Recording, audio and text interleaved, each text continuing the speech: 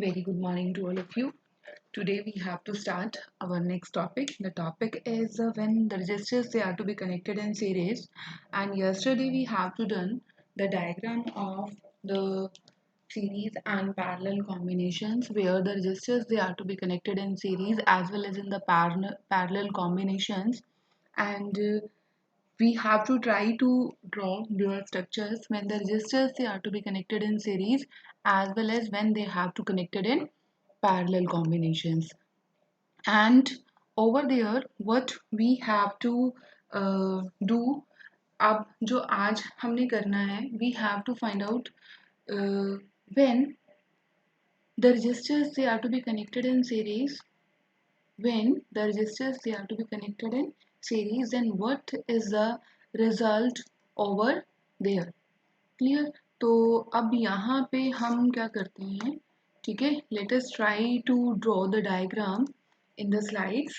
And जब हम यहाँ पे diagram ये draw कर रहे हैं, then we have to get what over there.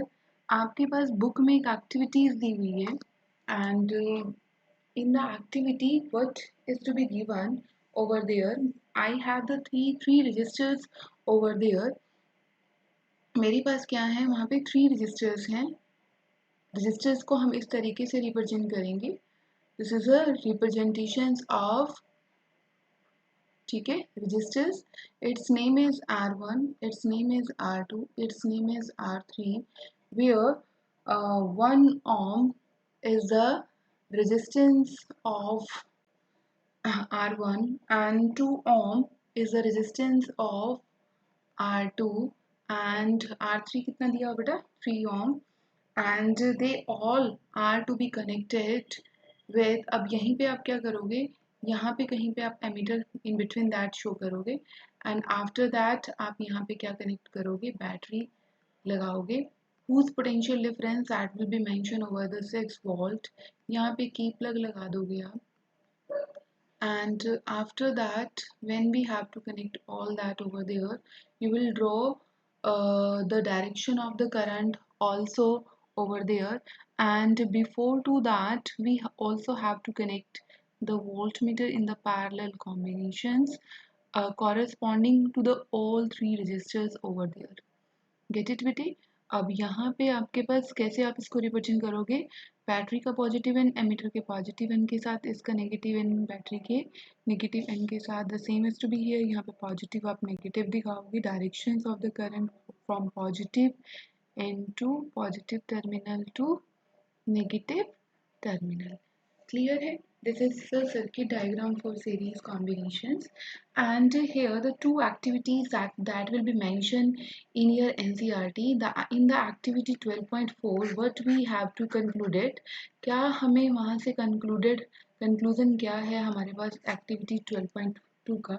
हम क्या कर रहे हैं वहाँ पे, we have to, जो ये मेरा emitter है यहाँ पर, this one is my emitter over there.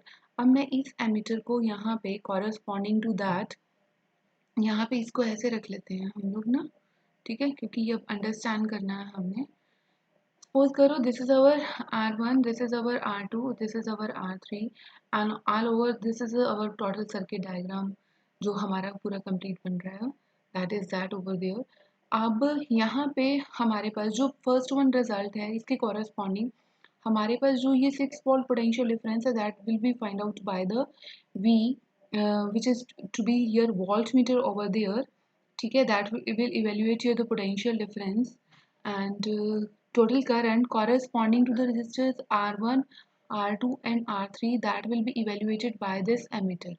Okay, that will evaluate your total current which is to be passes through, total current which is to be passes through across resistors R1, R2 and R3.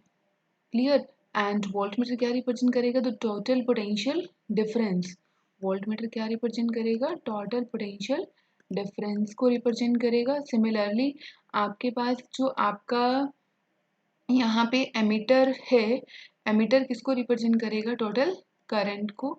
And on the basis of that we apply the Ohm's law over there and we have to conclude what the result we have to get out over there. Clear बेटा? अब यहाँ पे on the basis of that अब जो आपकी activity 12.4 है, in the activity 12.4 what we have to concluded over there. Activity 1 का conclusion क्या है? हमने क्या किया, एमीटर को यहाँ सीरीज से उठाया और टू चेक आउट कि क्या मेरे पास रेजिस्टर्स R1 के क्रॉस अलग करंट फ्लो करेगा, R2 के कॉरस्पॉन्डिंग अलग करंट फ्लो करेगा और R3 के कॉरस्पॉन्डिंग अलग करंट क्या करेगा, फ्लो करेगा। Why it will show over there? Because जब ये पूरा मैंने ऊपर वाला यहाँ पे सर्किट अरेंजमेंट ये बनाया था, this one I have to make that very arrangement over there. I have to get कि मेरा जो एमीटर है वो एक बार बस फ्लक्चुएशन के बाद उसका जो भी रीडिंग आया है लाइक दैट, इस तरीके से जो भी एक बार रीडिंग आया निडल का, उसके बाद वो रीडिंग क्या हो गई है, फिक्स हो गई है। It means that will not to show any deflections fluctuations over there. It means जो एक बार करंट आ गया वहाँ पे एमीटर में, that current that will remain the same. ठीक है, वो करंट क्या रहेगा, same. And that current that will B measures by the, किसके थ्रू हम मेजर कर रहे हैं उसको, एमीटर के थ्रू मेजर कर रहे हैं। And that will not to be change over there. And this 6 volt that is a potential difference that is already to be mentioned over there, and on the basis of that we have to find out what over there, we have to find out क्या क्या find out करेंगे हम यहाँ पे, potential difference. Clear. अब मैंने क्या किया, इस एमीटर फर्स्ट वन हम एमीटर को उठा रहे हैं और एमीटर को किसके कॉरेस्पॉन्डिंग रख रहे हैं, किसके कॉरेस्पॉन्डिंग, यहाँ पे रख रही हूँ मैं बीच में, यहाँ पे पॉजिटिव आ जाएगा, यहाँ पे नेगेटिव। फिर I have to get what over there in the result.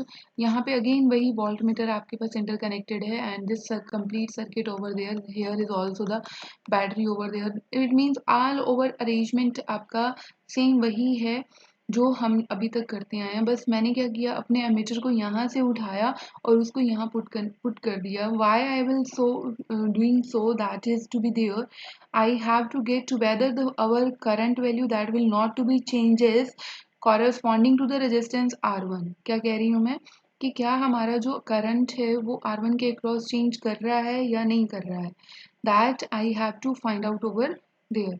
Similarly we will also find out whether, अब मैंने एमीटर को यहाँ से हटाया, आई हैव टू गेट जो मेरे पास यहाँ पे, अब जो मैंने ऑब्जर्वेशन की, R1 कितना है मेरा, 1 ओम है, दैट विल बी मेंशन, मैंने ऊपर ही यहाँ पे किया हुआ है आपके पास ये mention out, its value is 1 ohm. I have to observe in the reading कि मेरा जो एमीटर है that will not to show any change in their reading, वो अपनी रीडिंग के अंदर कोई चेंज नहीं लेके आ रहा है। जो एक बार टोटल करंट का रीडिंग था वही अब ये मेरा कौन रीडिंग शो कर रहा है, this ammeter that will show the same reading over there. It means what I have to concluded over there कि मेरा जो एमीटर है वो तो अपनी रीडिंग में चेंज ही नहीं लेके आ रहा है, चाहे मैं उसको यहाँ पे पुट ऑन कर रही हूँ, चाहे मैं उसको यहाँ पे पुट ऑन कर रही हूँ, चाहे मैं उसको यहाँ पे क्या कर रही हूँ, पुट ऑन कर रही हूँ। And on the basis of that I have to conclude what over there, क्या यहाँ से हमें कंक्लूजन मिलेगा, we have to get the conclusion over what, कि मेरे पास जो रेजिस्टेंस R1 के कॉरेस्पॉन्डिंग, मेरा जो रेजिस्टेंस है R1 के कॉरेस्पॉन्डिंग, मेरा रेजिस्टेंस कितना था, 1 ओम था। R2 के कॉरेस्पॉन्डिंग रेजिस्टेंस कितना था, 2 ओम था। R3 के कॉरेस्पॉन्डिंग रेजिस्टेंस कितना था, 3 ओम था। And on the basis of that मेरा जब यहाँ पे ये तीनों जो वैल्यूज आई हैं, on the basis of that मेरा जो आई है वो, चाहे मैं R1 के क्रॉस रख रही थी, R2 के क्रॉस रख रही थी, चाहे R3 के क्रॉस रख रही थी, मेरा जो एमीटर रीडिंग है, एमीटर में मेरी जो रीडिंग है वो क्या आ रही थी, बिल्कुल सेम आ रही थी। इट मीन्स जो मेरा आई आएगा, करंट वैल्यू आएगा, ठीक है, थ्रू एमीटर, वो क्या आएगा, same. It means when ever, ठीक है, जब मेरे पास रजिस्टर्स को हम एंड टू एंड कनेक्ट करते हैं, एंड टू एंड का मतलब when they have to connected in, when they are to be connected in series, क्या होगा हमारे पास, we have to get what over there, we get the same current that will be flow that will be flow across register R1, R2 and R3। Clear, समझ में आया इतना? हाँ जी, क्लियर है। Now run to the activity अब 12.5। ठीक है, अब हमने एक्टिविटी 12.5 के कॉरेस्पॉन्डिंग रन आउट करना है। What we have to get over there in the activity 12.5, in the activity 12.5 we have to find out the same. अब ये वही सेम हमने डायग्राम अगेन वही जो हमारा पहले था, सेम वही डायग्राम हमने क्या करना है, ड्रॉ करना है। And in the same diagram then when I have to draw over there, I have to get this is our R1, this is our R2, this is our R3, and on the basis of that यहाँ पे मेरे पास ये क्या है, potential difference लाई कर रहा है। And on the basis of that यहाँ पे आप कहीं पे भी एमीटर शो कर दीजिए, यहाँ पे बैटरी आप इंटरकनेक्ट करोगे। Here you will put the key plug also over there and in the same manners you have to connect all that. Clear? Just 1 minute. Actually, we have to use the eraser over there. Why?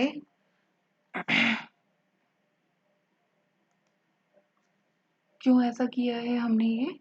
क्योंकि हमारे पास हमने arrangement यहाँ से दिखाना है इसका, और direction of flow of current हम इस तरीके से शो करेंगे। Again this is a positive negative, this will be negative positive. Clear? And on the basis of that you can show the direction of current also. अब मेरा current value ammeter reading तो क्या आ रही है, यहाँ से ये क्या आ रहा है, मेरा सेम आ रहा है। It will not to be very, ठीक है, ये क्या कर रहा है, वेरी नहीं कर रहा है। तो अब किसकी बारी है, मेरे वोल्ट मीटर की। Clear? Now I have to take the volt meter over there and अब वोल्ट मीटर मैं किसके कॉरेस्पॉन्डिंग रखूंगी यहाँ पे, when I have to put the separate voltmeter corresponding to the resistance R1 and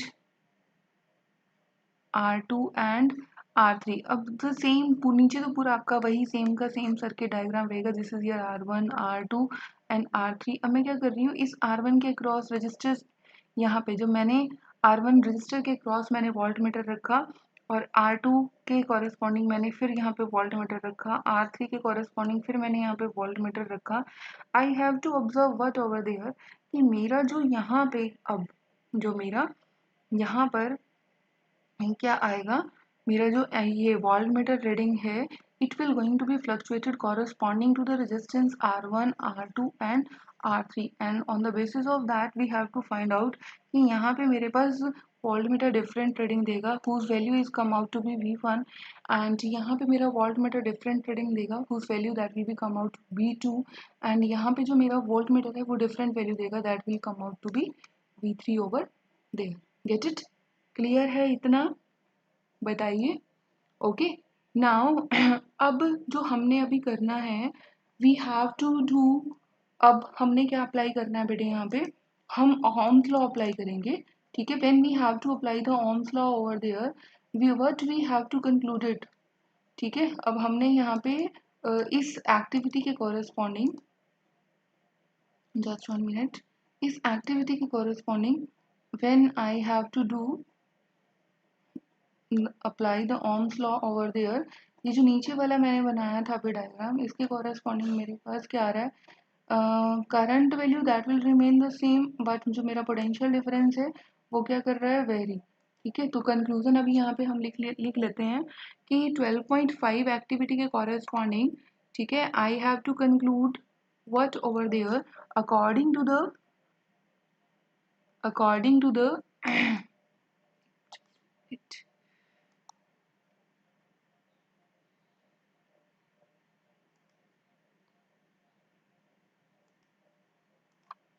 then according to the, क्या कहा है हमने, when the resistors they are to be connected in series, resistors they are connected in series, तो मेरा potential difference, ठीक है, potential difference across registers R1 R2 R3 वो क्या करेगा, वेरी करेगा। इट मीन्स मेरा जो यहाँ पे पोटेंशियल डिफरेंस है वो क्या करेगा, वेरी करेगा, बट जो मेरा करंट है वो क्या रहेगा, सेम रहेगा। And on the basis of that अब मेरा I तो क्या रहेगा, सेम रहेगा, बट जो मेरा करंट है जो मेरा करंट है वो तो क्या रहेगा, सेम रहेगा, बट जो मेरा पोटेंशियल डिफरेंस है वो क्या करेगा, very. And for R1 if I will apply the ohm's law over there, पहले तो हम दिस आई जो सबसे पहले वाला डायग्राम हमने सबसे पहले वाली स्लाइड में ड्रॉ किया था, सी हियर दिस वन, ये जो this one diagram, see here, just 1 minute, यहाँ पे ये जो मेरे पास डायग्राम है ये दिख रहा है बेटे, this is from this very diagram, मेरा जो एमिटर रीडिंग है, ये जो एमिटर रीडिंग है ये क्या शो करेगा, टोटल करंट। एंड ये जो पोटेंशियल मीटर है मेरे पास, पोटेंशियल जो मीटर है मेरे पास, ये जो सॉरी पोटेंशियल मीटर बोल रही हूँ मैं, जो वोल्ट मीटर है that will shows the total voltage, total voltage that will be flowing, that will be lying across the resistors R1, R2 and R3। Clear है। अब यहाँ पे on the basis of that we will apply, मेरे पास में यहाँ पे ये क्या अप्लाई करेंगे हम, ओम्स लॉ। ओम्स लॉ हम जब यहाँ पे अप्लाई करेंगे फॉर, अब मैंने क्या अप्लाई किया, we have to apply the ohm's law.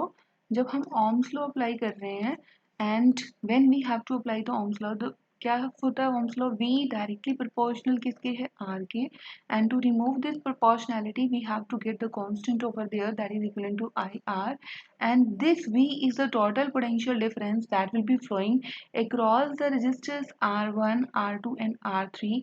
This is the total current flowing across the resistors R1, R2 and R3. This R is the total resistance, total resistance, get it। अब हम apply करते हैं ohms law corresponding to the resistance, corresponding to the resistors R1, ठीक है। R1 के corresponding अगर मुझे ohms law apply करना है तो क्या बनेगा, V1 that is equal to I R1, क्योंकि हमारे पास अभी ये आया ना बेटे इस डायग्राम के कॉरेस्पॉन्डिंग, अभी जो हमने 12.5 एक्टिविटी के कॉरेस्पॉन्डिंग यहाँ पे मेरा V1 आ रहा था, इसके कॉरेस्पॉन्डिंग मेरे पास क्या आ रही थी, ये वैल्यू V2 आ रही थी, इसके कॉरेस्पॉन्डिंग ये वैल्यू क्या आ रही थी, V3 आ रही थी, बट मेरा करंट क्या रहेगा, सेम रहेगा, इसके क्रॉस R1 बनेगा, इसके क्रॉस क्या बनेगा R2, इसके क्रॉस क्या बनेगा R3।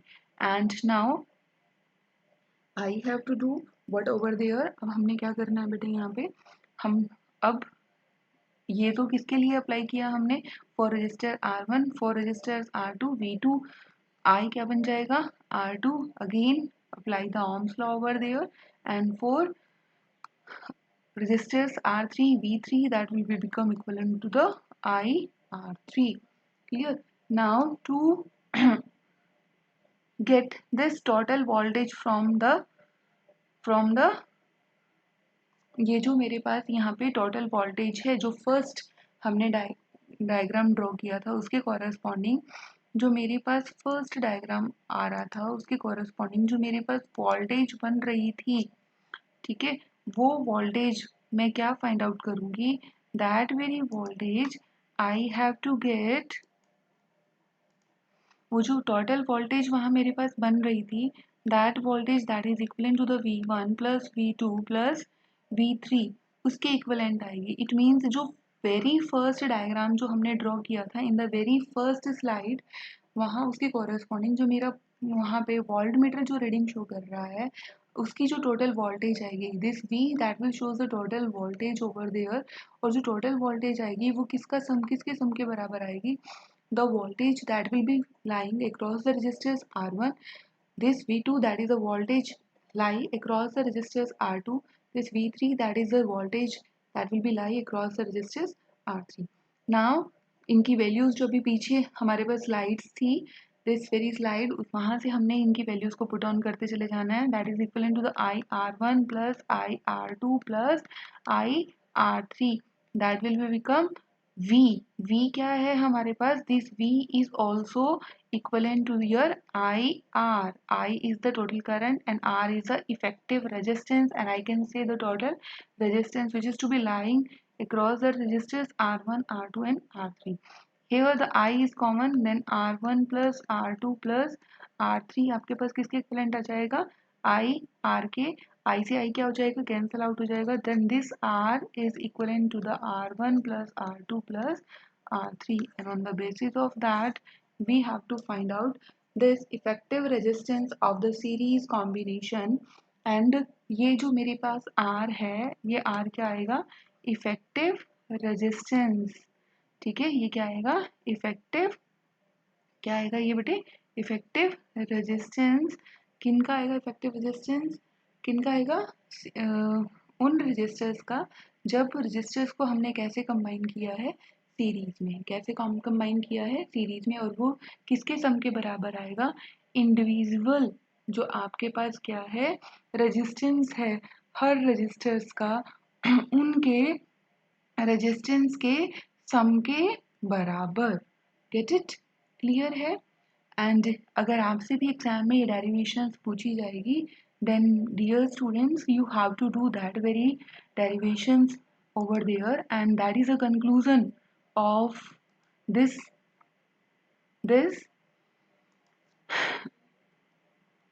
topic.